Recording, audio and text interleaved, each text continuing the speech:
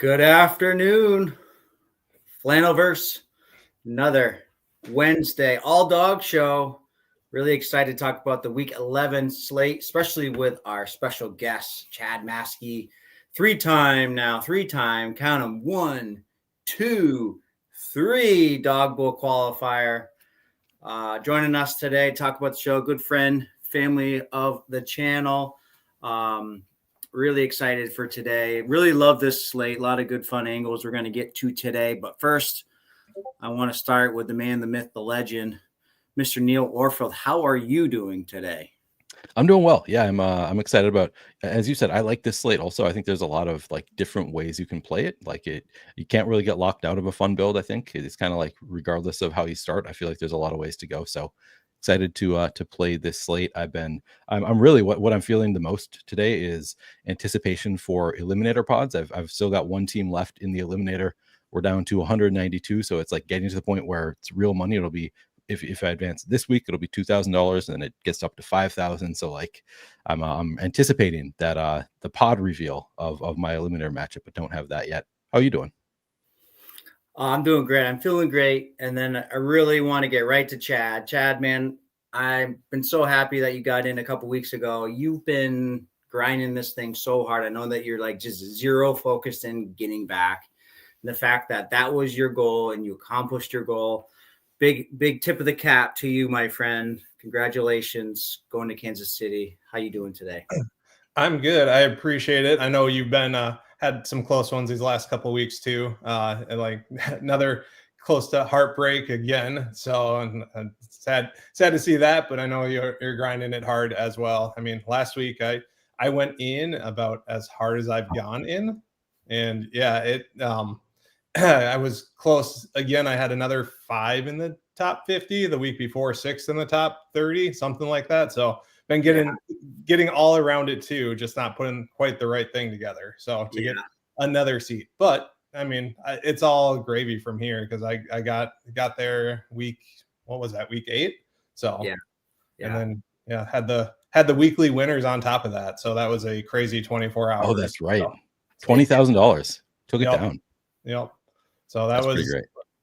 And usually the Monday of when Dawg Bowl drops, I'm all in there right away. That week I was not, so I was way behind going into week 9, and then I was so spent from it too because that was like a lot of adrenaline for a 24-hour period for me. So that's awesome, man. So happy for you. So happy for you. A lot of people commenting on the matching outfits now, where we're starting to get the comments. Adam, shit my money, just asked why we're all matching, and I told him it's for the sex appeal, obviously. Obviously. So yeah, that's a wild 24 hours, man. Punching Dawg Bowl and weekly winners hit. That must have been pretty fun, wild ride. I want to just briefly talk about what you just mentioned about being all over it, but not getting home. Something that I've been struggling with the last couple of weeks. Anything that kind of comes to your mind on the reflection side of what you're trying to do a little bit different this week? Or is it just the grind, keep building really good, solid rosters over and over and over again and letting the variance of the slate let you punch that ticket? Yeah. I mean, you said it right there. I'm just continue to build the same way that I am and let whatever happens. 2 weeks ago, that's the Bowers and Loveland blow up week, the 2 of the highest tight end scores of the season. If that didn't happen, I think I would have been punching 1 or 2 more for sure. Cause I had great teams that didn't have them that still finished in the top 50. So it was just one of those, like, the variance did not go my way on it, but I'm building the right way with it. And then I ended up with some Bowers teams that kind of got close to. I had a Bowers and a BTJ where we needed BTJ to score a touchdown. Matt, you and I both would have got there. So it would have been nice. But yeah, the process is right. And it's a hell of a lot easier for me to say that after that getting the seed already and then now being close. And I fully understand that, especially with how big of a like top heavy contest this is, and it is a bankroll killer. But I'm going at it the same way, believing in the process and what I've done to get there. So I mean, qualified now three years in a row, and yeah, just keep on grinding. Very nice. Are you really going after that second and third seat this next 2 weeks? I am. I had never maxed a Dawg Bowl until last week, so I am going hard these last 2 weeks. I've 52 in this week already, so which is an insane amount when there've probably been between 70 and 80 drafts only. So I'm going hard for it. Yeah, I think this week seems to be feeling a little bit quicker than last week. I think everybody's getting a little kind of little antsy, a little like, we got to start getting that volume up a little bit if I want to get there. Yeah, it's either that fear of missing out, or this week there felt like there were a few different angles and mispriced players to start with that have corrected a little bit. The last couple of weeks I haven't felt that way. So yeah, I agree with that. Yeah, all right, so let's get into it. We're already talking week 11. Let's jump right into it. Let me pull that up. So, Chad, let's kind of go position by position. Is there anything at the quarterback position that you thought was kind of mispriced, or are you kind of with consensus with ADP? And how are you tackling, the elites up top with Josh Allen and Lamar? Yeah, QB, I'm generally more just letting it come to me and kind of playing it based on what the rest of my build is. I want to stack it together. And I know that you can get by without stacking, especially in the 12 mans, because you just want the most points you can get. But I like removing some of that variance. A couple of weeks ago, it was Flacco and T. That was my big stack. And that's really where I kind of leaned in. Right now, I've got more Mahomes, and I've got 15% of him, and that's been as much him falling to me. The big elites up top. I mean, Lamar didn't practice today. We'll see what happens. It's a Wednesday. He's a veteran. I like Josh Allen a lot more than Lamar just in general for this week. So I probably won't have much Lamar, and I'll probably have a fair amount of Josh Allen. But other than that, with QBs, I'd let the rest of my team kind of dictate where I go and grab them. Yeah, I'm with you on that with Mahomes. I was kind of pairing Mahomes up front on the kind of 2-3 turn a little bit, and then now that you can get him in the fourth round, I feel like it's kind of stealing. Personally, that's just kind of how I see it. So Neil, you are in the streets, and you're like, I see you in almost all my drafts. So what's going on? How are you liking this quarterback slate? Yeah, I'm liking it quite a bit. I have not taken a ton of Josh Allen yet, but I do think Josh Allen is like a tier by himself. Like this is, we know that he does well in games where he's pushed and he's playing against Baker Mayfield. So I think like this is a really fun, like Josh Allen in the, first, second round, I think is viable.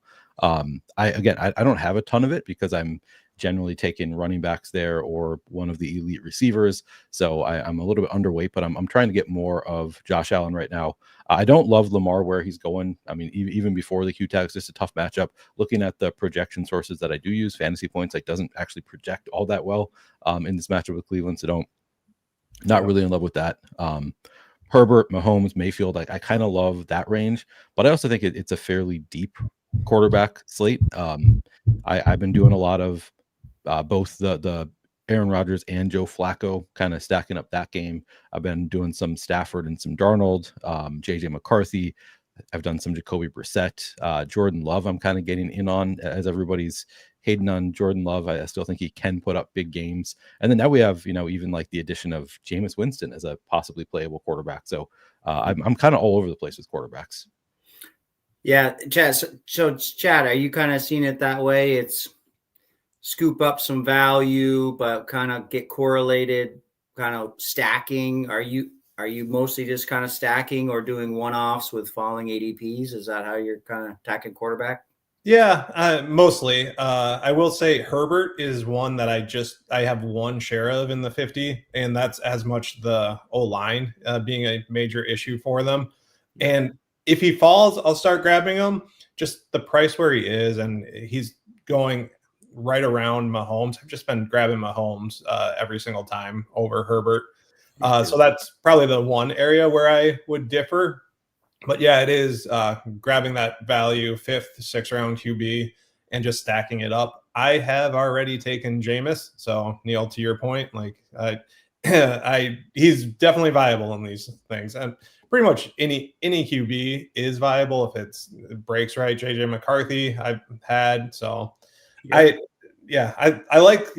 I like to just kind of fill out the team and see what makes sense with the QB. Yeah, one thing that I've been trying to focus on a little bit, just to help with that floor a little bit, just because I don't know if I see a separator at the quarterback position, is just find someone that might run a little bit. And guy like Brissett, he's been running quite a bit. Mahomes, of course, Herbert. I haven't really clicked a lot of them because it's like Herbert or Mahomes. Like, for me, it's like, it's Mahomes, especially in that kind of must-win game environment. And plus with Andy Reid coming off a bye, they've historically have done really well and really shook up the offense after a bye week. So I'm really attacking Kansas City pretty hard, personally.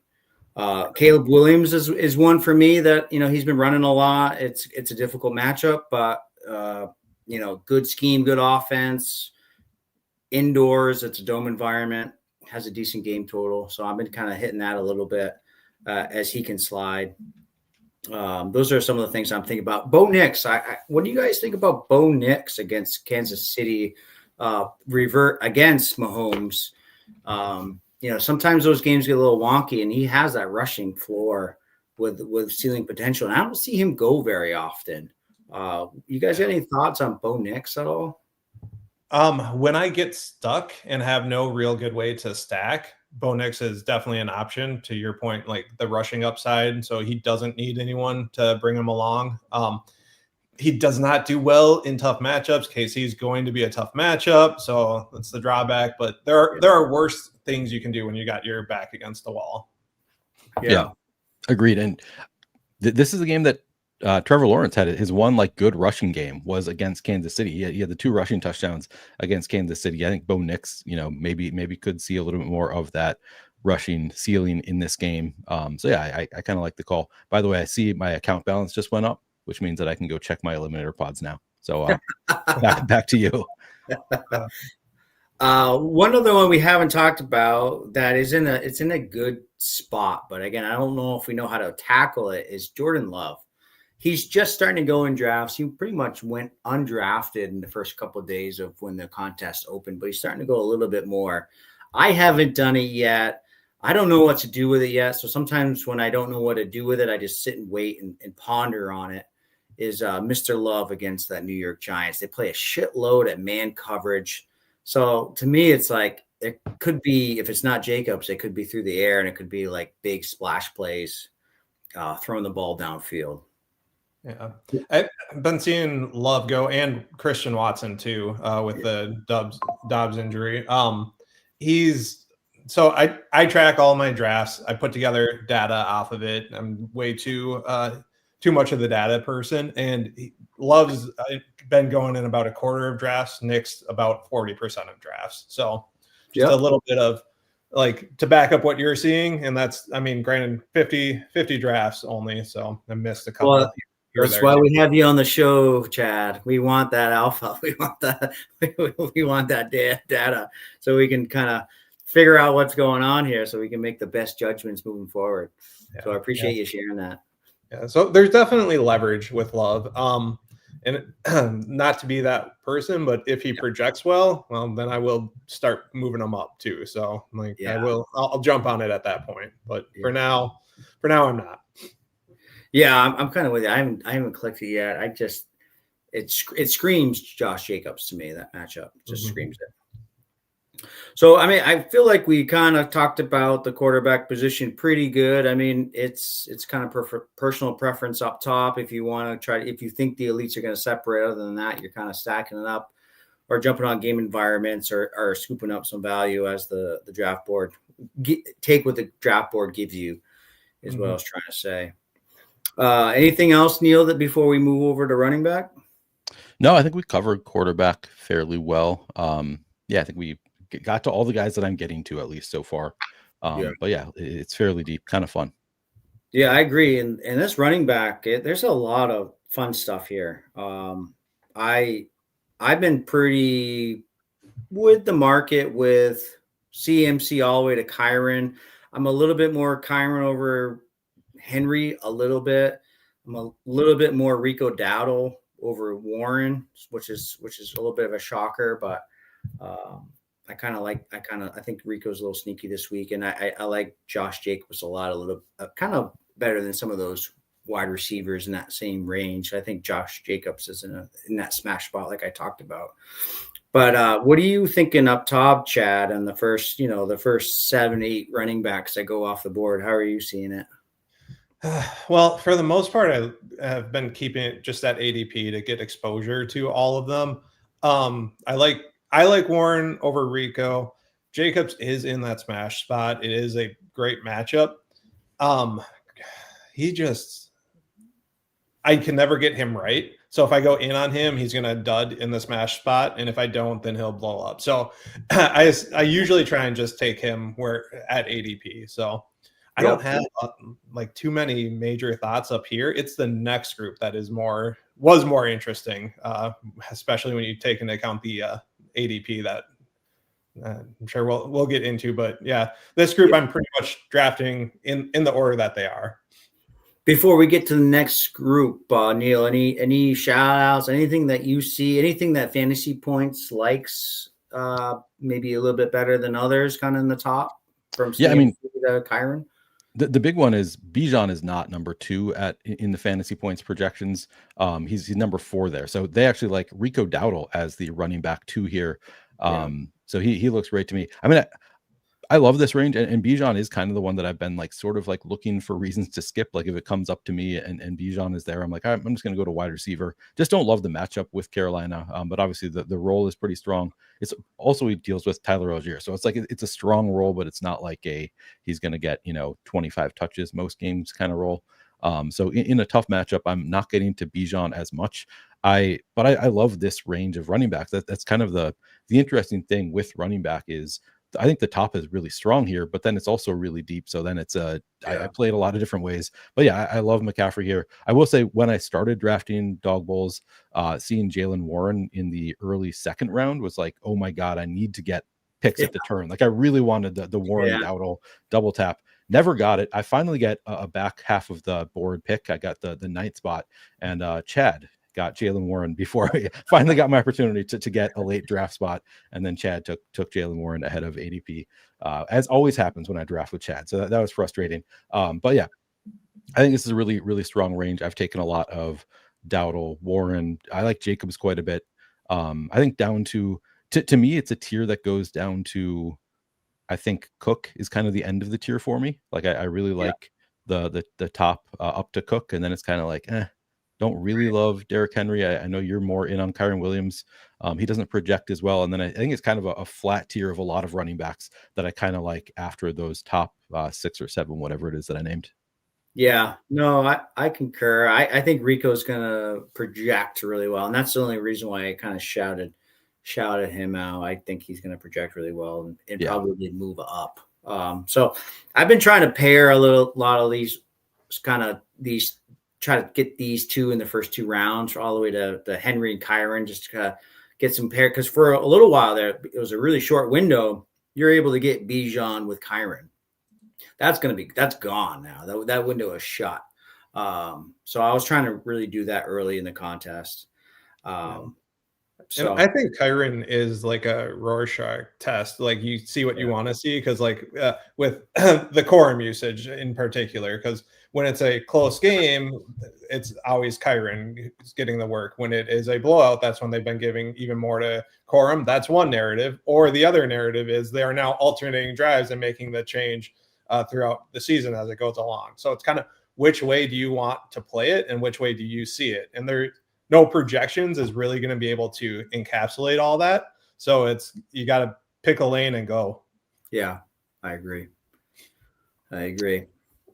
All right, let's talk about the fun range here from Chase Brown, pretty much all the way to our boy, Rashad White. It's not really our boy, but a boy. We can really talk about it's really Chase Brown to RJ Harvey, and that's the big one. That's what we've all been chasing is the Harvey stuff. So I'll start with you, Chad. How this range, and then especially Harvey, if you don't mind sharing some of that alpha. Yeah, when this contest opened, that was the area that I was looking at, was essentially from Kyron Chase, Vidal, Aaron Jones, and RJ Harvey, and a little bit Rashad White. He's just playing like crap, but like the role in theory was there. And I know Bucky was back at practice today, in quotes, that walkthrough with the video, but I don't think he's going to go this week. But it was really that range. And because of that, I was taking receivers early, especially like that 1-2 turn. You were able to get Rashee Rice and Justin Jefferson and then still grab 2 of these backs, which was an insanely nice thing to do. So the top of my running back exposures are Chase Brown, Harvey, Kyron, Aaron Jones, Vidal, Judkins. Like that is the top of my exposures right now, because that's how I was attacking it. That's why I'm 50 deep already too. Yeah. It's good angle. Good angle. What about you, Neil? Yeah, I mean, same. I immediately saw Chase Brown now with Samaje Perine questionable. I think probably not playing this week. I think Chase Brown, like the usage is just going to go up, and it's an elite matchup with Pittsburgh. So Chase Brown like immediately stood out to me. His ADP has moved up pretty significantly.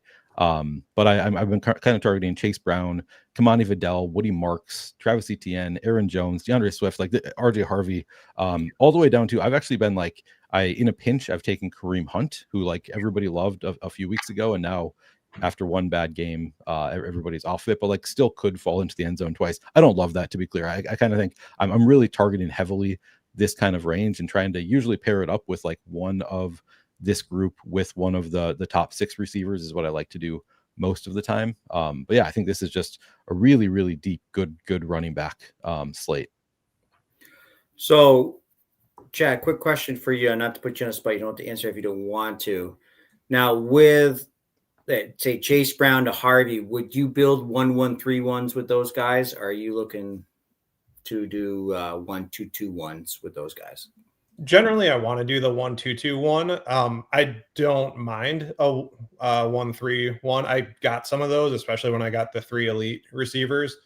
I know in particular, I've got like, I think it's a Jamar Chase, Devontae, and Rome team with one of those running backs. So I no problem doing that when it's the elites. At back end, if I can, I'd rather take a running back. But sometimes it's not an option. So, and receivers are going to project better, but like we'll talk about the later running backs in a minute here, I'm sure. But it's more driven by what's left than anything else. So if it's all gone, I will go the 1-3-1. So, yeah, it seems to dry up pretty fast. Like Harvey right now is really tail end that 3rd round. You hardly see him go to the 4th. You do see Rashad White a little bit in the 4th now. And then that's really that kind of ends running back. And then that goes to our next kind of talking point is like, are we clicking Kenneth Walker, DeMarcado? I have done a little bit of Kareem Hunt. I think he's going to project okay, especially if Pacheco sits. That's something to monitor moving forward. And then again, Zach Charbonnet, the Walker Sharp situation, tough matchup. But again, it has a high total in a dome. And it's late hammer type of play. What do you think, Neil? Oh, sorry. I mean, I'll just say Emari DeMarcado is the running back 11 in the fantasy points rankings, ahead of Kyron Williams and a lot of these earlier running backs that we like. So I have taken DeMarcado a few times just from the standpoint like he might move up. I don't know what the ETR rank, if it's going to be similar in terms of how they project DeMarcado, but I think we have a Q tag on Bam Knight currently. But DeMarcado actually seemed to pass him anyway in the last game. I think he rushed for over 100 yards. I think I read. No, he had 100 total yards. Yep. 64 rushing. The receiving work was good, and we're gonna get to him. We get to DeMarv Harrison Jr. and the out tag and everything, but that offense has been super condensed. So I'm glad we have this because I haven't done it yet, but like he's becoming a little bit more interesting to me. I don't know. It's hard. Yeah, I've done it a couple times, but yeah, those are kind of. I have not done like Kenneth Walker, Zach Charbonnet yet. I don't know, just feels too thin against the Rams. If it was a better matchup, I probably would. Sean Tucker, I guess you could even consider. Maybe his role is growing a bit. But yeah, I've done DeMercado, I've done Hunt. I think that's as low as I've gone. Yeah. What about you, Chad? Throw a name out, and I've probably done it. So Tony Pollard. Tony Pollard. What's that? Tony Pollard. Okay, there's my limit. Found one. I think he's drafted once. Yeah, Tyler, but I mean, even Tyler Tracy I've done. So, and sometimes I'm grabbing a guy like a Dobbins where he's not going to play, but I just need a roster filler right now until projections come out, and then I will see what the swap is going to end up being. So as long as he still has that Q tag and he's not going to play, that's a way that I'll play it sometimes too, because it does get ugly. I do like DeMercado on here. He's moving up pretty good. And now being drafted, where before he obviously was not. So right. Yeah, I've got some of the stats that I've tracked, but like early on, he was like maybe 30% drafted. Now in the most recent, he's getting up to 70%. So people are moving on to him. So yeah. So we got to have the quick conversation before we move on. Tampa Bay running back. So I think you already kind of shine the light of how you feel with Bucky. So you think he's not playing, correct, Yeah. Chad? I think he's not playing. That doesn't mean I will not click his name right now, though, right, at the right price. But yeah. I think he's not playing. I think White will still get the majority of the work. I anticipate Buffalo is going to be ahead in that game, which leans more towards White. I think Sean Tucker is the better running back, so he's a viable option. If Tampa is pushing him, there's nothing that says that Sean Tucker doesn't have the blow-up game he had a couple of years ago against New Orleans. So that's a whole lot of me saying, do what you want with Tampa. Yeah. How are you seeing Tampa Bay backfield, Neil? Yeah, I agree. I don't think that Bucky is going to play. I mean, it's promising seeing that he's back at practice, but my guess is that it'll be next week before he comes back. I did see in the Mathology's Maniacs channel in the Flaniverse Discord that the Bills appear to be a good matchup from a standpoint of they allow a lot of explosive runs, which I think Sean Tucker, like as Chad said, is the better running back here, and he's not really going drafted. So I haven't done it yet, but I'm kind of intrigued by Sean Tucker as a fallback option if everything else falls through and you can't get a running back that you want. Like he's rushed for 9 times last week for over 50 yards. So I don't totally hate it against the Bills, but yeah, I haven't done it yet. I actually don't know if I will, just because there are so many other strong running back options that I don't think you need to go that deep, but I think it's viable. Yeah. I'm kind of playing it wait and see tomorrow. I thought it was interesting that at least he was like in uniform and like walking through. We're more worried about the shoulder, right? It's nothing really with his ankle, it's shoulder, right? Correct. Yep. So the explosion, the thing is, like, if he does play, he's the explosion back. The Bills give up explode. I mean, we just saw it with A-Chain. And that wasn't like outside runs. They were giving up explosion runs like between the tackles. So, and that's where the strength of the Tampa Bay O-line is as well. So it's kind of like, oh man. So at the right price. And so let's quickly have that conversation, Chad. What do you think is the right price for Bucky? Like 5th round Bucky, or is it 6th round Bucky? 5th is fine. It depends how the team's coming together too. Like if I'm going to be left with QB tight end at the end and there's stacks that I like, I mean, I could take him in the 4th round too. Like it really depends a little bit. You have to think through how you want the rest of your team to look and how the rest of the board is shaping up, because why reach on a tight end in the 4th round when I could just lock up Bucky and then get the tight end I still want, if that's Schultz or Cade Otton in the 5th, if I'm on the front half, or if it's somebody else that's going to stack. So it depends a lot on how the rest of my team is shaping, but 5th would be ideal probably. Yeah, that's what I did earlier today. He was in the 5th. I clicked him a couple of times. Either he stay in the clock. Granted, he's my second running back, so I can always, if he doesn't play, I can build a 1-1-3 and swap to a wide receiver versus a running back. It's been kind of how I've been playing it. Yeah. And if you're debating too between the 4th or the 5th, the 4th round has a swap priority over the 5th round. So if something else pops up and a 5th rounder gets ruled out, if you took Bucky in the 4th, you're going to have the priority over whoever maybe goes out in the 5th. So just another small little tiebreaker sometimes I think about.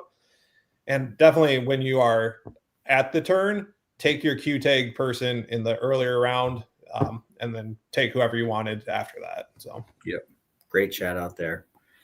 I just like, and we're about to get to those. So I like some of those 4th round wide receivers. It's been my decision point. It's like, do I want QJ or do I want Bucky here? You know, so it's been a fun little tug of war I've been playing with myself. All right, let's get to the wide receiver. It's pretty strong up top, and then I kind of see it as a big long tier after that. Looks like Puka, JSN, they've been pretty. I see a little bit of Chase over JSN, but not a whole lot. And then there's a big gap between Chase and Jefferson, for sure. Sometimes Jefferson falls to the 2nd round even, that I've been seeing. And sometimes London flips Jefferson. I've been seeing that quite a bit lately as well. You guys believe in the Puka, JSN, Chase kind of right there with the running backs up top? Go ahead, Neil. Yeah, I think so. I think that those 3 in particular, JSN is number 1. And again, using fantasy points projections, JSN kind of stands out like above the rest pretty significantly in terms of the projection. And then they actually have Puka 4th, which kind of surprises me. I'm not sure that I'm guessing he's going to project better elsewhere because he's too good to be ranked 4th. I think they have him below Drake London and Jamar Chase. I don't really understand. I know London has been really great the 3 of the past 4 weeks, but still having him ahead of Nakua seems like a mistake to me. So yeah, JSN I think is like the clear number 1. I like Jamar Chase. I like the matchup with Pittsburgh. And then it is kind of, I guess I would include Puka there as well. So I think there's like those 3 is kind of a tier for me. And then there's a long flat tier of like, I like these receivers. I can kind of see it. I also wouldn't be surprised if they don't do that well in their matchups. A lot of like sort of tough matchups beyond those top 3 to me. So to me, it's a tier of top 3 and then a pretty long group of wide receiver 2 range. Do you see it differently? Very similar. I kind of have a cliff after Adams, Higgins. Okay. Kind of. I'm not big on Metcalf, personally. Flowers is kind of boomer busty for me. Rome against zone, I don't love, but could happen. What about you, Chad? How are you? You seem like your strategy was grabbing some of these wide receivers early and then hammering running backs in that like 2-3, 3-4 turn. So what kind of wide receivers were you kind of targeting kind of early and like right now in our current market that we're drafting in? Yeah, Puka is my most drafted player right now. So I've been taking him at 2 generally. I might, switch it up a little bit because I'm at 20% because the RNG gods will not give me the 1.01 ever, but it's keeping me on the top half of the board. But yeah, I mean, I was hammering Jefferson, London, Rice on that 1-2 turn. I liked them. I think they're going to project relatively well. A lot of times Rico and Jalen Warren were already gone. So it was, how do I want to then leverage it with what I was seeing with those running backs falling? Mm-hmm. But it is definitely a top 3. I have been taking Chase over JSN sometimes and then going back and forth. I really just kind of want to keep those 2 more equal. And the way I'll do that is probably drop Puka down now just because I have so much Puka already. So just trying to keep the exposures relatively flat from those 3. And yeah, I really like Nico Collins in that group. I think he should be a little bit higher than he is. He should be in that Rice range. And he kind of is moving up that way now. But when it first dropped, he was a mid second round, around 2021, 22 could get him. So I do like him a lot in that group. So yeah, I concur. And Buka too. And Buka crushes zone. Bills play a ton of zone. The same thing with JSN. JSN kills zones, and that's all the Rams play. So like, there's just a lot of these guys are all in really good matchups. And then Rice doesn't have Surtain to worry about. Plus Mahomes coming off a bye, Reed coming off a bye. I really like the Chiefs to really take the Broncos to the woodshed this week. Personally. Adams looks like he's trending in the right direction, and all he does is score touchdowns. So, and that's a high game total. So that's a nice click for us. He seems to always go in that 2-3 turn. It's like tried and true. Yeah. All right, then it gets kind of like, for me, from like, that Higgins all the way down to like Jennings and Sutton. It's really personal preference, what you think might, score a touchdown, game environment type of play. This was kind of my angle early. It was like, I was Marv Harrison Jr. here. He was getting 30% of targets with McBride. They were making up they were taking 60% of the pie, those two. And they were just in a smash spot against the Niners that are, their defense is playing nothing but backups and guys off other people's spring training rosters and stuff. So that was a bummer that we lost Marv. We're going to do some swapping here. But what do you, Chad, what do you see in this range? I know it seems like this is kind of the range that you're skipping because you're getting your running backs. But will that change now with as it's going to jockey and those running backs are moving up? Are you going to get into this range at all, you think? Yes, it 100% will change. And that's by market. Market's going to make me change for lack of any other reason too. I mean, you kind of hit it. They all have pluses and minuses to them. You can make a case for any of them. The DK Metcalf, I mean, you see Cincinnati, you think, hey, that's a really good matchup. But the only thing that doesn't produce is that number one receiver against them. So that's a little worrying. Aaron Rodgers is not letting routes develop downfield either, which hurts DK on top of it. So when we get to tight ends, maybe we'll talk a little bit about how we want to play the Pittsburgh tight ends, because I have not clicked them yet, but I want to.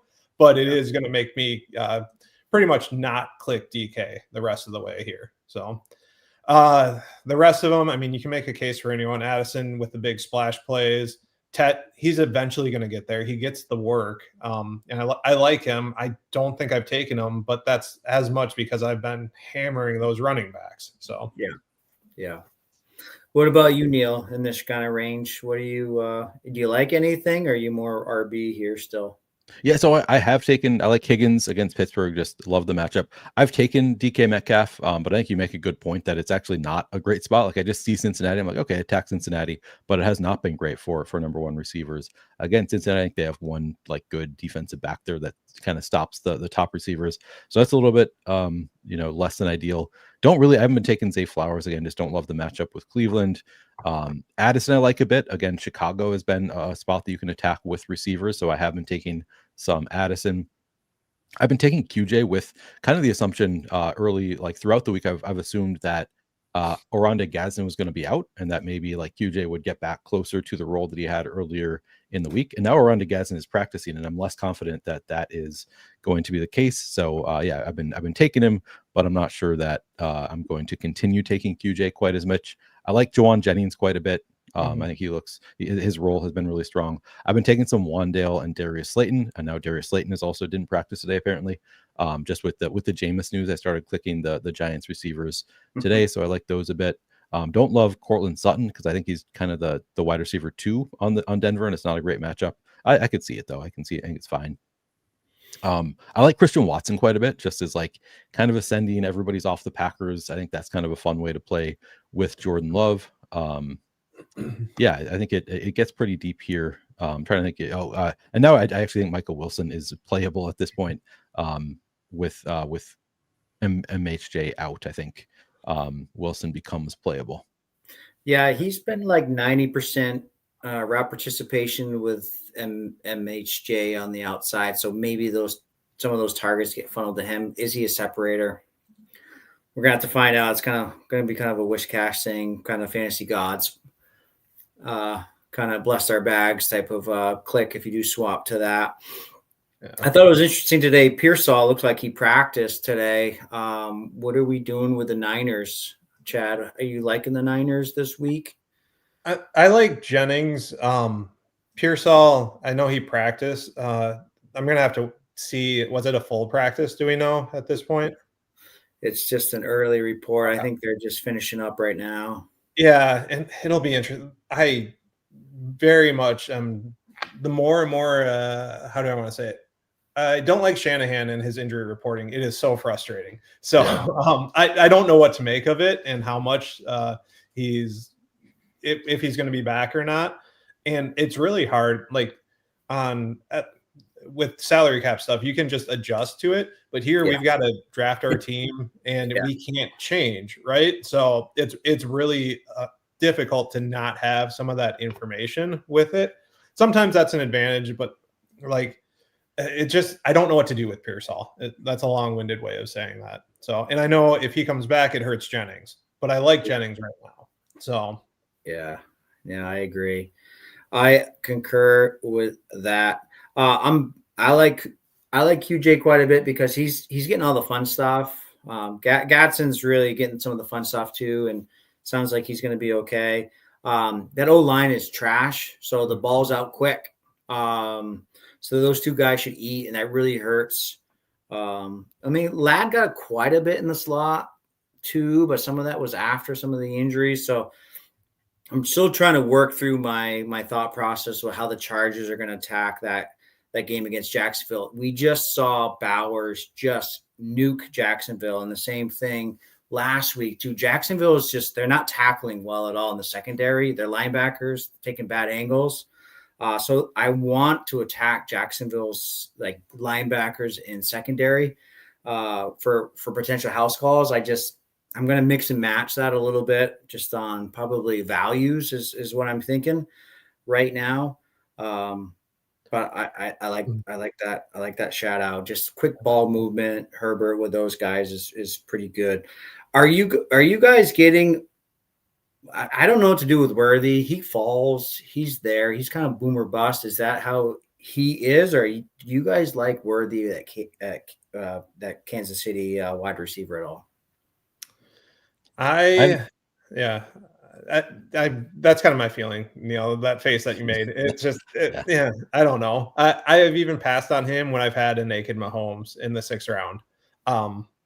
So it just doesn't feel like the role is really there right now. So he's clearing stuff out. It's Rice underneath. It's Kelsey. That's what I'm interested in on the Chiefs. They're doing a lot of stuff in the middle of the field. The only thing is it goes back to Andy Reid after bye weeks. They changed up their offense. And they've always talked about taking shots downfield. So I have that in my back of my mind. They're coming off a bye. They talked about all preseason. They want to hit like downfield balls. I feel like we're going to get a couple. It's just a gut instinct of mine. It's probably wish casting, but I'm just shouting it out there to the ethos. I got some worthy shares out there, fantasy gods. Let's get home with a couple of them. All right, good. Well, then I'm covered because you're taking them. Yeah. Parker Washington, he's a gamer. I think the ball knowers love Mr. Washington. Same thing with Troy Franklin. Once you're down here, it's kind of like it's like game environment, or you're kind of just TD hunting. Other than, I don't think Brian Thomas is playing. He's got a high ankle. Anything down here that you guys think we need to shout out, talk about before we move over to tight end? So Parker Washington is interesting. If you take away his punt return touchdown, would we be as excited about him? And how likely is that to repeat? And Chris, you beat me to it. Jacoby Myers too. First game in there, he was featured. He had a near touchdown, or a touchdown that was called back. I can't remember which it is. Yep. Jacoby is interesting. I was on Parker Washington at the start of when this first opened, and I have moved over to Myers. Yep. I like that shout quite a bit. Yeah, I think if Parker Washington's going to be more drafted, like I think Jacoby Myers is just more likely to hit than Parker Washington. I know he's got the speed, the big play upside. Just I don't know that I'm going to get too much Parker Washington. I think it's fine. I think it's like a fine 6th-round dart throw. I just don't like doesn't stand out to me. I will say I mentioned Christian Watson's a player that I really like, but Romeo Doubs is expected to play too. So I actually think Romeo Doubs is one that I haven't done. I'm guessing a lot of the field has not done with that Q tag, but sounds like he's going to play, and you can see here he projects 1.5 better than Christian Watson. That's of course Underdog projections, which I'm not sure if they're that good, but I would guess that he's projecting better than Christian Watson. So I don't hate that idea either. Yeah. And the one other one that I'll throw out is Denver's number 1 receiver, Troy Franklin. So yeah, I like him too. So yep. Yeah, I like him on my some of my Kansas City stuff. Just as a one-off, he has such a good red zone role in the offense. Gets a lot of opportunity. Yeah. All right, let's move to tight end. I just want to call one thing. I see Crutch is saying Romeo goes mostly. So like in my stuff, I've got him going 50% of the time. So I think it really does depend on the room you're in and when you were drafting. Monday, he was going all the time because I was pre-game, pre-injury. So kind of it did change for sure. Okay. Yeah. So he's going now, was not going early. Yeah, Lil Jordan. We're taking Lil Jordan instead of Troy Franklin now. Oh God. Oh God. Yeah, I mean it's Peyton's always a nightmare, and that's the only thing that scares me about Harvey. I believe in the talent. I think he's a home run hitter, but man, we're gonna see some weird packages. And why is that guy on the field? Because it's freaking Peyton. Yeah, it's Peyton. Yeah. Peyton's doing Peyton things. So, all right, let's tight end. I mean, for me, it's in McBride and Kittle. I think after the Marv news, I think McBride is. We might see close to 40% target share. It's just like, are the Niners just going to double them? Is kind of the question. Chad, how are you playing tight end? Well, and if they double him, does it even matter with how many injuries they have? So true. I like McBride and taking him 6 or 7. To me, there is kind of a top 6 group, and then at 7, do whatever you want with at that point. And I've taken McBride there. I've taken a bunch of different guys, but I do like him. I'm just at the field though with him, just because it's really hard for a tight end to separate enough. But he has done it too, and you've seen the last couple of weeks that's happening a little bit more, where you need a must-have tight end, but it's usually coming from later in the draft.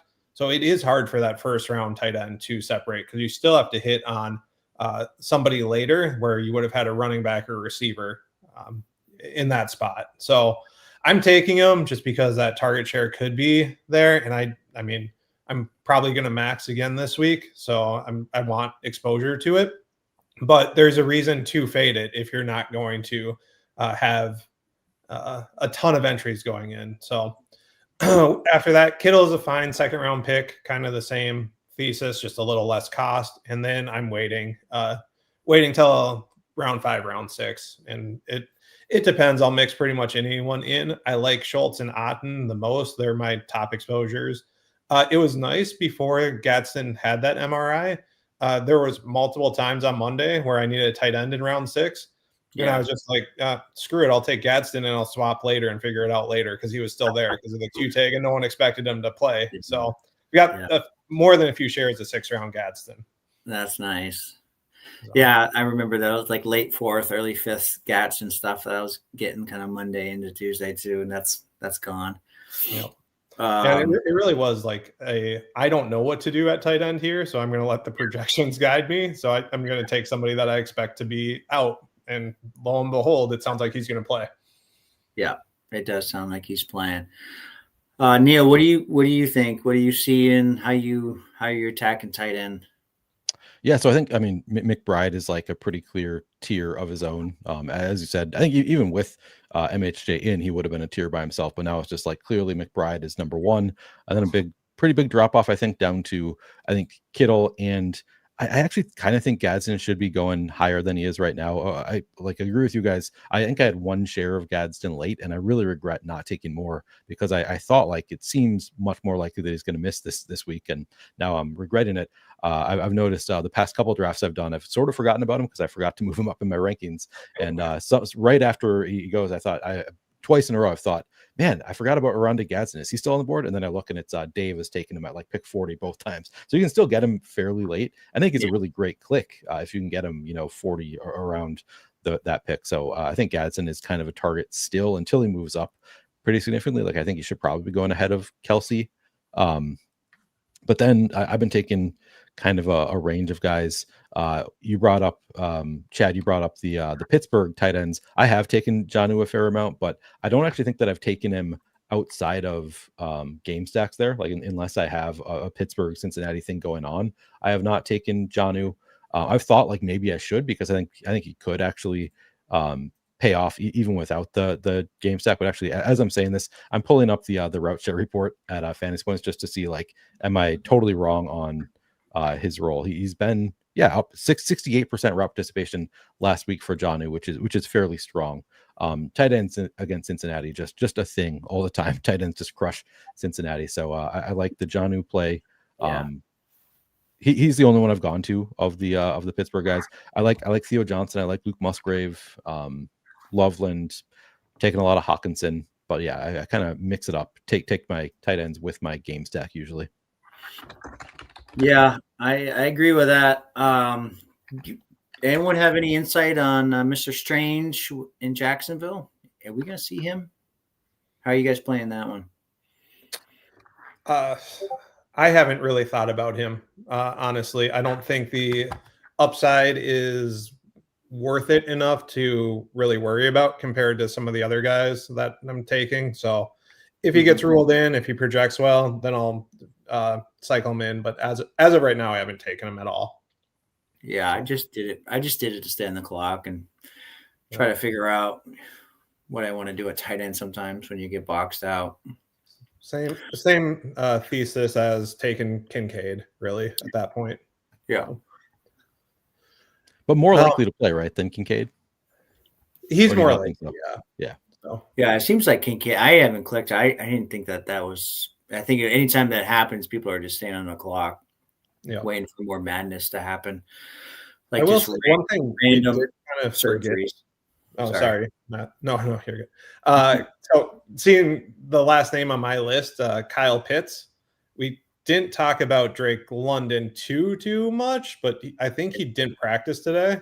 I don't know if that changes anything for you guys, if it's just a rest day. I know he did get shaken up in the game, but Pitts could be an interesting one too.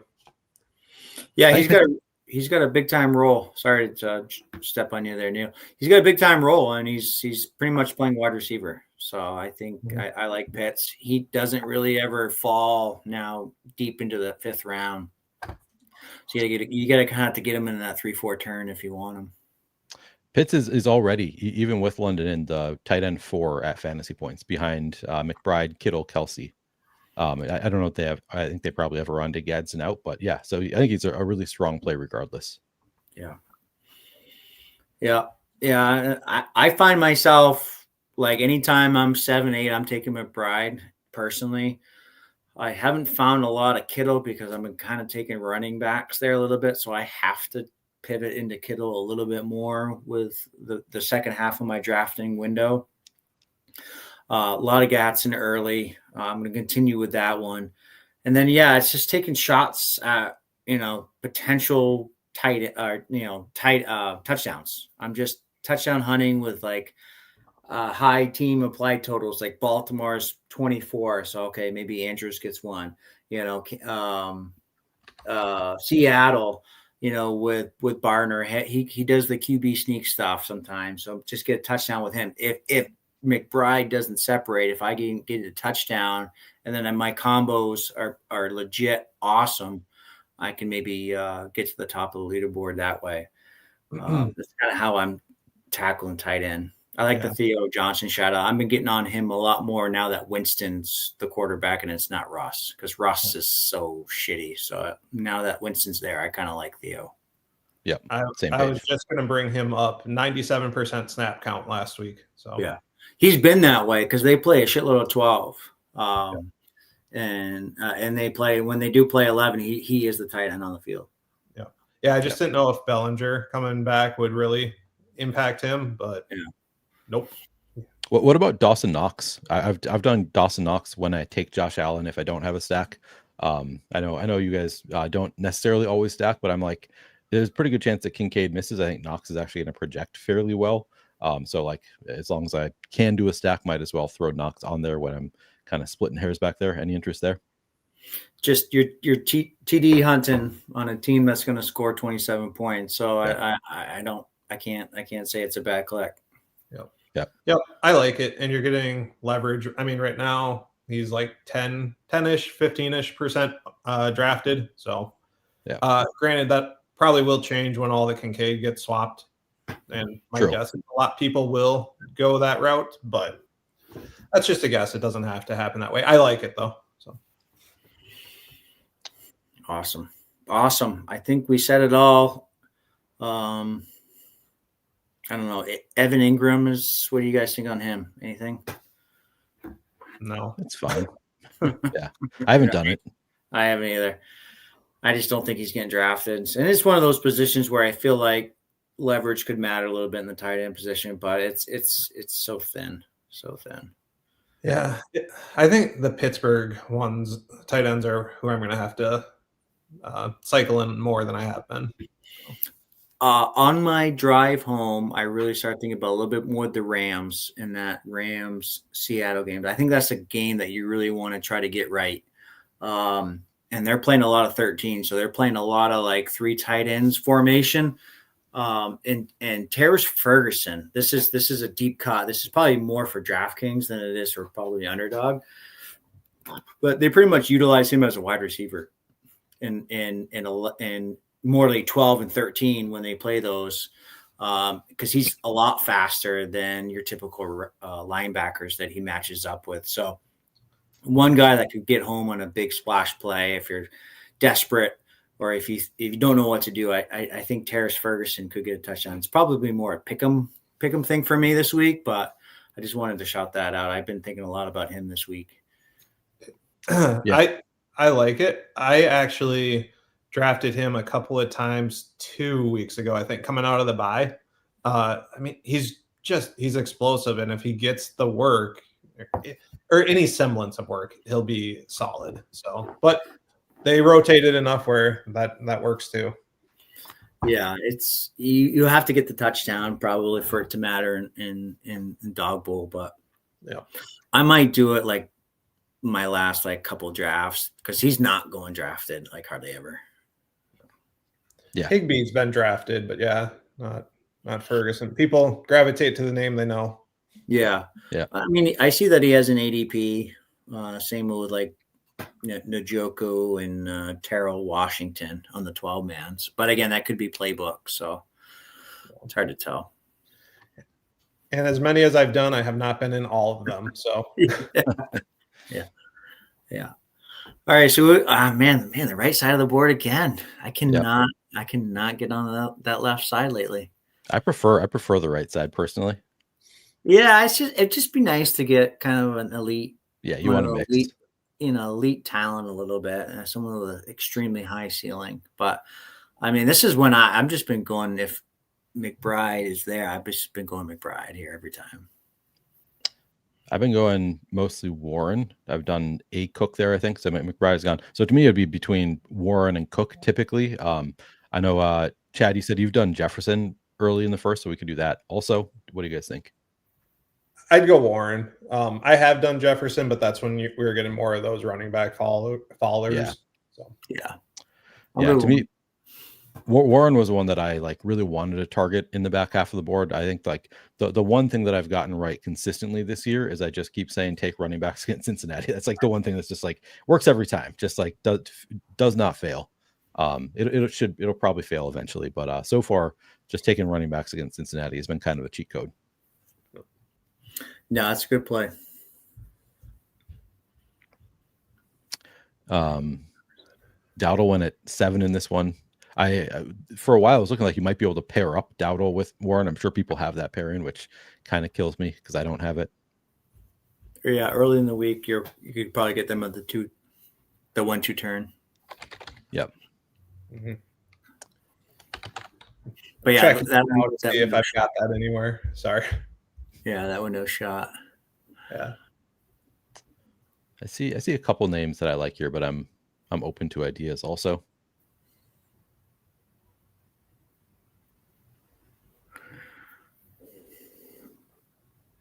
That's Nico and Henry and Kyron with Kittle and the quarterbacks. Yeah. Or Josh Allen to me, like just because I think he also separates. So yeah, to me, it's like Josh Allen or Nico would be my picks. But if you want, I know you like Kyron better than I do. Well, no, only when it makes sense, like later on, because he keeps falling. So I've been grabbing like the Bijan types and stuff. Yeah, and as much as the running backs are moving up, I'd like to leave a third round for it. I'd go Allen. Okay. Yeah, I like that. I do like Nico a lot, though. So. Yeah, I was going to say maybe Nico because there's a chance you get a running back and still Mahomes right now. The way that's true. People are letting Mahomes fall to that fourth, and I've been just scooping that fourth round Mahomes all the time. Two bins though would not let Mahomes fall here, so he's got Rice. Oh yeah, but sometimes you get in the right room. You do see it. I haven't been doing Mahomes. Now you guys have made me think I've been making an error probably by not taking Mahomes. I think I still have the hit last year in my mind with Mahomes. I could just say, it's so gross. Don't want to do it after because I took him a lot last year and it didn't work out. But yeah, he's been so good this year. Probably need to start doing that. Yeah, I just feel like if you can get a quarterback that can score 25 points, 26 points, and there's not one that goes to like 40, you're live. You're still live in the Dawg Bowl. And he's been, other than that Buffalo game, which was randomly terrible, and then he's on bye, but he was 24, 26, 31, 27, and you're getting him in a fourth round. Like, hello. So. Is that when you would take Worthy? I guess, Chad, you said you did not take Worthy even when you have naked Mahomes. I passed on them. I have 2 Worthy shares, and both of those are probably stacked with Mahomes. But to diversify too, I passed on it another time when it was a 6-rounder. So yeah. Not many people like to click Worthy right now. So it's like if you do want that 4th round Mahomes, there's a good shot that you can stack them if you want, and with a 5th round Worthy. Yeah, that might. I mean, again, once projections really get tightened up and pushed out and recorrected and massaged, it could change. But I mean, he's getting 7 targets. I like that team coming off a bye. They're going to change it up. It's not business as usual. Going back and looking at the box score, they're going to do some unique, different stuff, and be like, oh yeah, Worthy was a 4th round all summer, and we don't want to draft him in a Dawg Bowl, right? So yeah, it looks like we've got some nice running back options if that's where we want to go. Typically, yeah, this is like the Aaron Jones, the Harveys, the Marks, see who falls. What do you? I like all those guys. What's your preference between that group? Swift's there too. What do you think, Chad? I mean, Woody is who I would take here.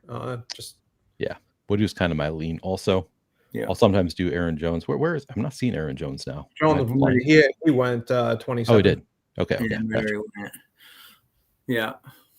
Marks is a good click. Dave. Yeah. Yep. That makes sense. Yeah. Marks also gets those explosive runs against Tennessee. I think he was also on your list of defenses that give up explosive runs. Yes, he is. On top of getting the passing game work, so yeah, I think he's a strong click. Yeah. I mean, they're favored by 7.5. So we like those running backs that are favored. Yeah. The only thing I worry about a little bit is like Chubb kind of interfering a little bit more, but hopefully they just know that it's time to invest in the young talent versus the salty vet. Yep. Hopefully. No. All right, we need to start hitting wide receiver, tight end. Do.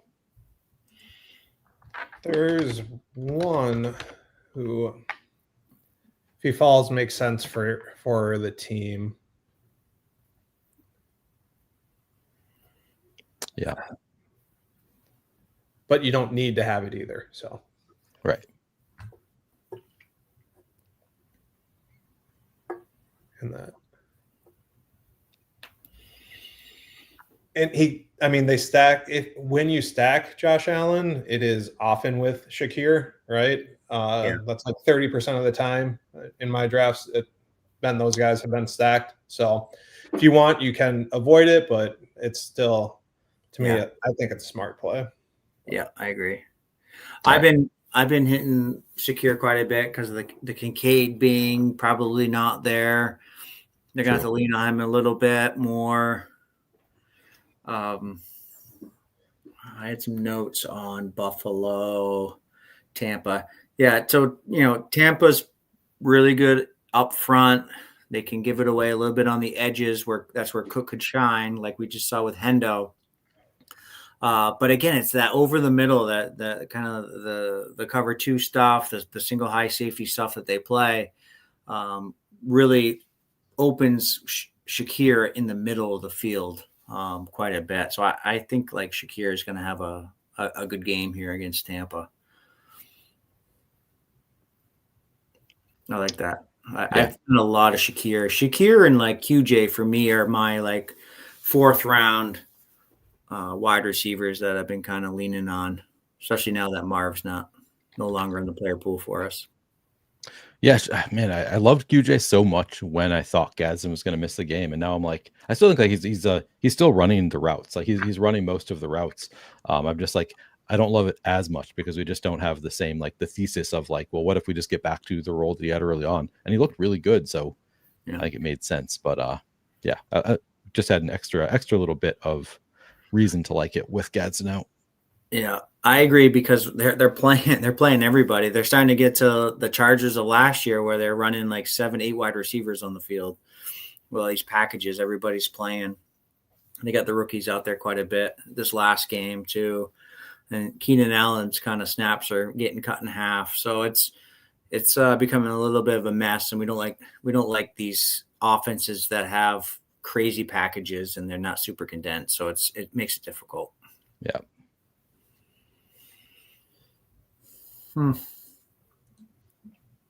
So Chad, well, we got a little bit before. Are you bringing your dad again for next year or for Kansas City? I'm sorry. No, my wife's going to come down this time. She came down to Miami back this time too.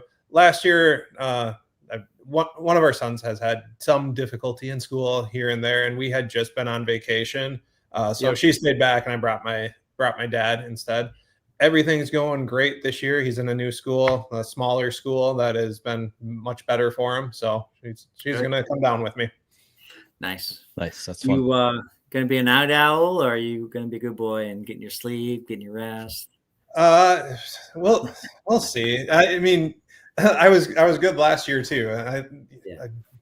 I will be up for another steak dinner though. Well, that was after all the shenanigans. You guys go much harder than me. I'm the old man. I know you're with me, but you act younger than me. So. Oh, I do. Yeah, I'm always 22. No, only one of us could have pulled off the Hawk Tua at the Dawg Bowl. So. That's right. It's meant to be. That's Chris G says, let's get fucking wild. Yeah. We're going to get there, Neil. I tell you. We got to. I'm a night owl too. So I'm finally like getting to the point where I'm not as much of a night owl. Like I can't always go to like 2-3 a.m.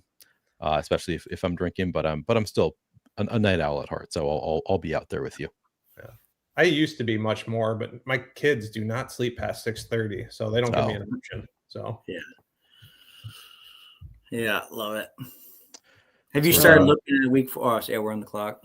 Well, about to be. We're about to be, and Kate Otten is who I would snap take here, and Oh, Pat yeah. can take him. So Yeah, he's gonna take him. Yep. You hardly see him fall this far. yep, it goes with our stack. That is a perfect pick to me. Yeah. So are you starting to look at week 14? Are you preparing that, or are you just kind of waiting? You're grinding week 11 right now because that's what you want to do. Yeah, I'm grinding week by week. I've now I've always collected data, and I'm collecting even more and gonna like put it all together. So in a way, I'm working on week 14 stuff, trying to like synthesize it, but it's not specific to week 14 right now. Right now, like all the game stuff and knowledge is more geared towards this week, but we will shift after week 12 and skip week 13 completely and focus completely on 14 at that point. Yeah. Gotta watch out for crutches. He might roof for you. See that comment? So good. Yeah. Crutches, you've had your chance at that, so you're all talk. So yeah. So good. So we're down to one more receiver. Just so you guys know, I did get into another draft just because I have limited time, and I entered and it's not filled. Perfect. Who do we like here? Xavier. I mean, I know you like Xavier Worthy. Watson. I like Watson. Yeah, I like Watson. Wicks is really as a man beater too against the Giants, and that's if you want to scroll a little bit. Does he run enough routes? Yeah, he's going to. Yeah. Oh no, now Dobbs is in. Never mind. Yeah. Yeah. Shoot, we took Wicks. Okay. All right. No shit. Yeah, but Wicks is the man beater for sure. Oh, I got into the wrong draft. Oops. We are on the clock in this other draft. I don't know if you guys have time to do another draft. McBride is here. Yes, do it. Right side again. Yeah, 7th pick. Yeah, I like McBride. I've got my next show coming up in 31 minutes. So I had to get one in. I figured I should enter now to see if we can get a second one in. Yeah, I think it's going to be a Rolodex of wide receivers in Green Bay. Really, Golden's going to be the one to really monitor. If Golden's out, there's a good shot that Wicks can still get home because he will. He's probably more of the deep threat, and Watson is kind of more of the zone beater, versus Wicks is more of the man beater historically. So, and the Giants play nothing but man, and they suck at it. They're terrible at man. So I don't even know why they're playing man, but they are. Nice. Yeah, and again, he's not being drafted that much. So that's kind of fun. Yeah. Especially because we have the chalky stack with Allen and Shakir. Yeah. So getting a different way. For sure. I just snuck a quick look over at my eliminator team. Sorry, Neil. So how's it looking? Are you still in the main eliminator? Yep, I've got one left. So how's the matchup? I think it looks pretty decent. I've got a JT team. I matched up with a JT team, so that's good. So. I have a JT team, and I did not match up with a JT. I matched up against him every week when he's not on bye, and now that he's on bye, suddenly I don't get JT. So I got that matchup, and his QBs are Burrow, Nix, and Daniel Jones. So don't mind that. It's Nix only this week. Yep. Running backs he's got left, Kyron and Javante. And he only has Amon-Ra, JSN, and Addison at receiver. So Jesus, you hit the nuts. I mean, there are going to be people playing against no quarterback, but that's pretty good.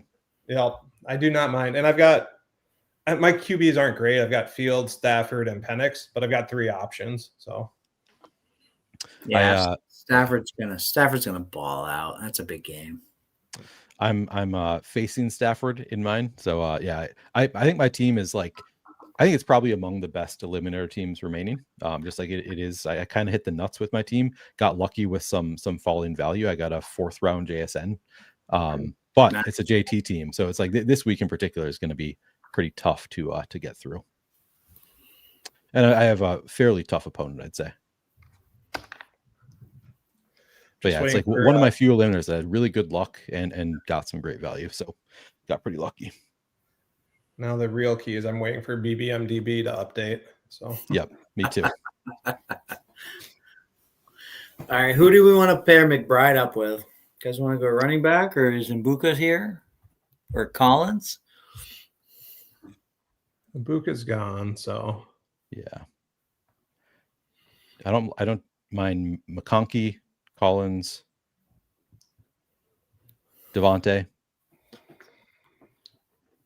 I'd go Nico here. We almost got put with a really hard decision. If rookie had taken Nico, I wouldn't have liked the spot. So yeah,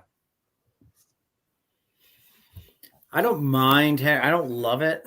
They're starting to really utilize more running backs in Baltimore, which is you want to see. You want to see King Henry get all the work, and he's slowly giving it away. So it's been I see Hill didn't practice though today.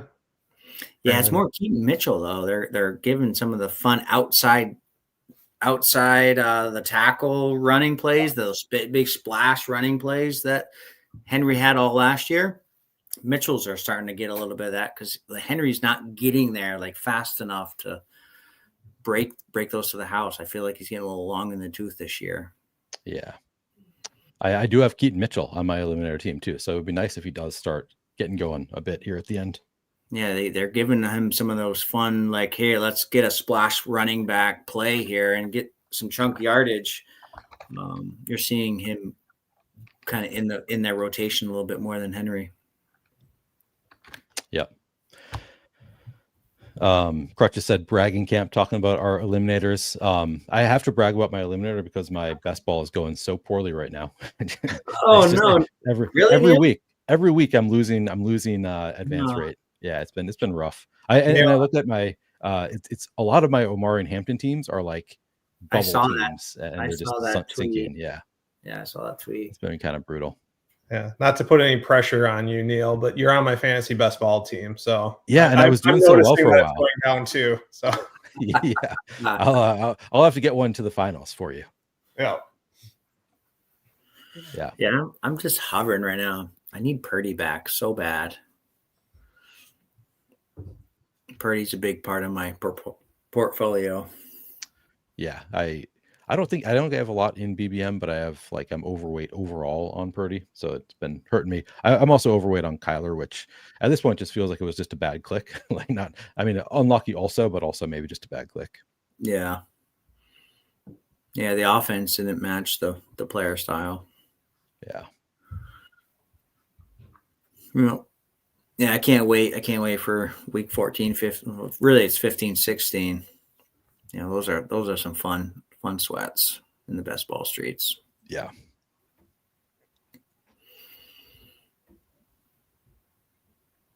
All right, so we got McBride and Nico. That's a good start. We're gonna have our pretty much a good selection at running back here. We got Swift, Marks, Harvey. I mean, I'm good with Marks and Harvey again. I don't mind Swift, but I feel like the matchup's a little bit tougher than those two. I'd go Harvey because we have Nico, but that's true. Yeah, I mean Tennessee's a good matchup, and yeah, exactly. So you don't like the correlation there of Harvey with? I've done Marks with Nico. I mean, I have. Yeah, I have it too. Just as a tiebreaker, I like Harvey on top of it. So yeah, it is both together, but yeah, it's only a 38-point total right now, so you really gotta get the over, and those guys all have to have the touchdowns. So pretty thin. But Tennessee is probably the worst team in the NFL. So yeah, Chad, what do you think gets home? I'm thinking it's going to be a 145 this week. It's going to be in the 140s. I hate those weeks where it's so many because you just have to get it right. But 11 game slate. Yeah, it is 11. There are a lot of high totals. Last week was interesting because there were a lot of high totals, but it didn't seem like there were great environments to hit, and then it got crazy anyway. So I gotta lean more into the totals, and you're probably right around the 140 to 145. Yeah, I'm thinking you need 140, maybe 138, but it's gonna be high 130s, I think, this week. Yeah. Sounds right. Should be high scoring. Yeah. How many running backs do we think put up 20 plus fantasy points on Underdog this week? Well, that's a great question. 6, 7. Sounds right. Did you do that intentionally, Matt? No. I'm 43 years old, man. I have no idea what's going on with culture stuff. You're 43. Did you have a birthday? You're older than me now. Yeah, 82. June of 82. Oh, June. Okay. Okay. I thought we were both 42. Yeah. No, maybe 40. I knew that. Older than you, but I still feel like 22. Yeah. Still can party with the boys. So it's important. Yeah. That was not intentionally. As somebody who does not have kids and is 42, I don't understand the 6-7 thing at all. I don't know where it came from, I don't understand what's going on, and I'm not going to look into it. Yeah, I don't. It's stupid. As someone who's 41 and has kids, I don't know where it came from. It's just okay. It's dumb. Out of nowhere. Yep. All right. What do we got here? We got a couple of running backs. Wow, they're letting some running backs fall to us, aren't they? Well, Swift and Marks both went. We got one more? It's White. Oh, it's White. Shit. DeMarcado's still here. Again, he at least he would be paired up with McBride, so I don't know if we love that. Which wide receiver? What do we got? QJ there? QJ is there. Juwan Jennings is there if we want to go him on the other side of Trey McBride. Oh, Jennings went. So yeah, we could go QJ, Wandale. I don't mind. Mm-hmm. Yeah, I don't mind QJ, Wandale. I'm not huge on White this week, personally. You want to go QJ? What do you think, Chad? Do you agree? That works. I don't have much QJ, so way to get there. So, all right, let's do it. I like QJ a little bit. Just he's getting healthier. He's ramping things up. It's going to be a quick passing attack. I like that game. I like that game environment. Jacksonville again struggles to tackle. So if it's not Ladd, it's going to be QJ. Gatson too, but Sean in here calling us young and says that when you guys were 2, he was already wiring houses. Impressive. Good for him. Yeah.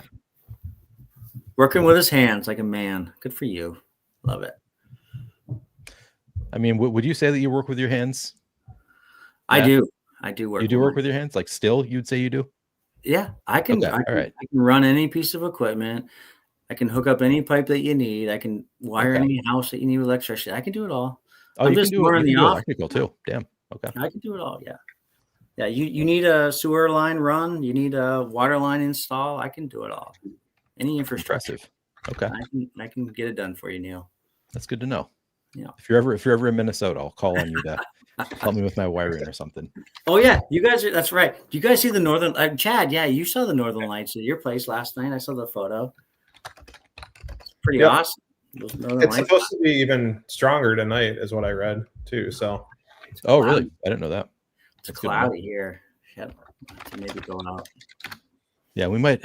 I saw them. I went out to the bar last night, and just over the bar, you could see red lights. It was kind of cool. And then I saw Math's pictures and Lofty picture on Twitter. I was like, Jesus, those are so much better than how they looked to us. So you need to get your phone out, Neil. That's the key. I did. No, I did. Even with the phone, it was just it was mostly just some red lights. It's because we're in the city. It's just too many lights. Too many lights. Yeah. So yeah, the last time we had northern lights, my wife and I drove out to a lake up north a little bit, just half an hour up the highway. So maybe we'll do that tonight. We'll see. Yeah, you should check them out. Yeah. Awesome.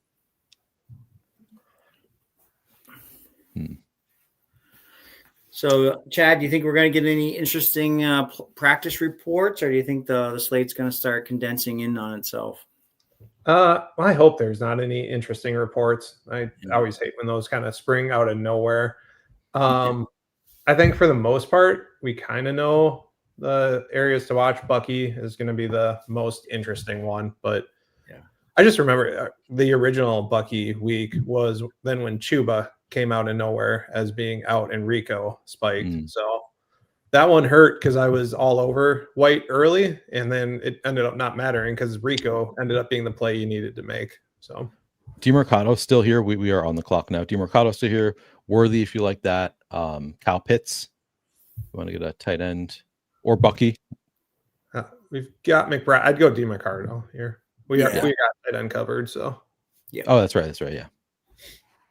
Yeah, I like that. DeMercado. Like that. So then, do we want to go Jacoby Brissett? That's what I was thinking. Yeah, I think it makes sense for this team with DeMercado and McBride. We could just pair those two and then do like a Knicks or something different. Knicks or Davis Mills? Is Shrout back? Is he going to clear protocol, or are they going to do a little soft benching with him? He did not practice today. He needs a limited practice tomorrow to have any shot of clearing it. Yeah. Davis Mills is interesting to me.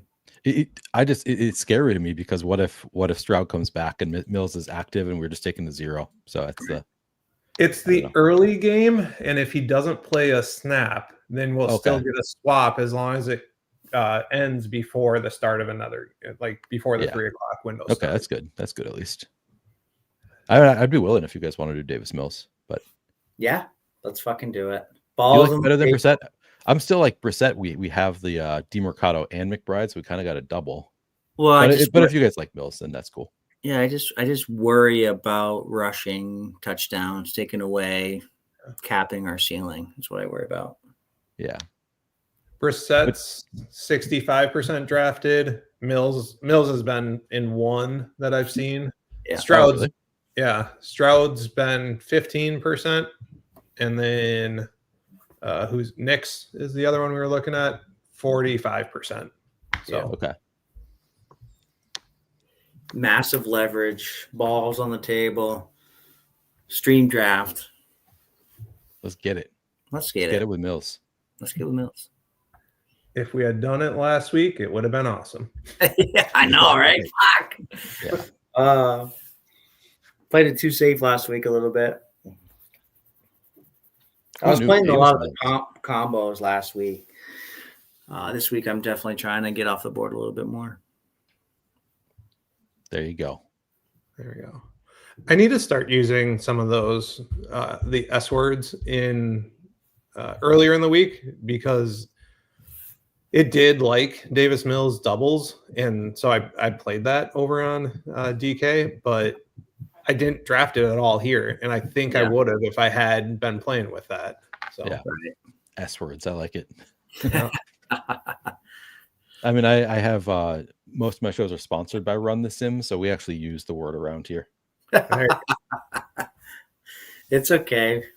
The simulator. I don't want to get anyone in trouble with any sponsors or anything like that. So there's no sponsors on this show. This show is we say too many bad words to be sponsored. We're drinking on stream. We're swearing on stream. Oh, yeah.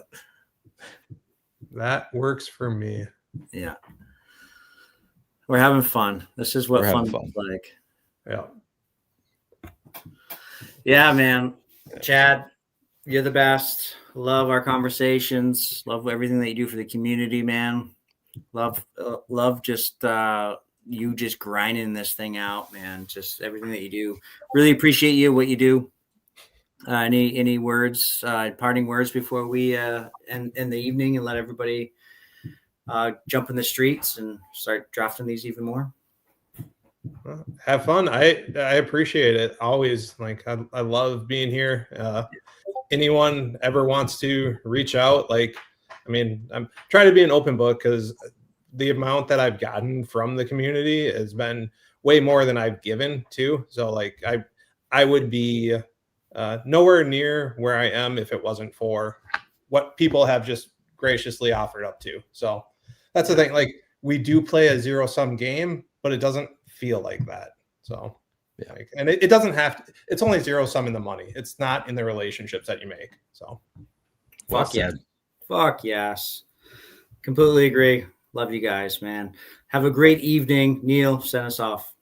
Yeah, we are going to get out of here. But speaking of giving back to the community, you can use promo code MATH to get 10% off at the Underdog Masterclass. Need to remind people of that. Those guys, of course, at the Badge Bros, Pete, giving back to the community all the time. So if you want to support those guys, support Math at the same time, you can use promo code MATH to get 10% off at the Underdog Masterclass. And you'll probably learn a lot if you take the course. So check that out. But yeah, Chad, appreciate you as always. Math, of course, always fun. We'll be back next week for another show. Let's get a ticket this week so we can hang out with everybody in Kansas City. Good luck, everybody. And we'll see you next week.